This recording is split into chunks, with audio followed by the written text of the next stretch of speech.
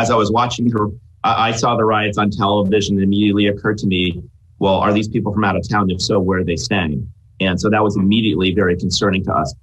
Now, we have a trust and safety team, and we ban hate groups. We do not allow them to book our platform. Anyone who tries to book an Airbnb, we ask them to attest to a community commitment that they will not provide bias or judgment against other people based on a series of criteria. If somebody's part of a hate group, they're absolutely not going to be complying with those policies that we have in the community.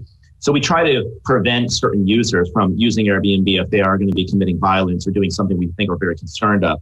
But after the raid on the Capitol, it became very clear that the problem was much more widespread than just a few users. So we did is we reached out to law enforcement. In fact, we hired as a consultant the former police commissioner for Washington, D.C. We reached out to the mayor of Washington, D.C. We reached out to Metro Police, the governors of Virginia and Maryland. And in those discussions, it became really clear that they were seriously concerned about people coming to Washington, D.C. And they were discouraging people from coming to the city. And if we felt like, well, if the mayor and governors of the surrounding states were discouraging people from coming, then why are we providing housing?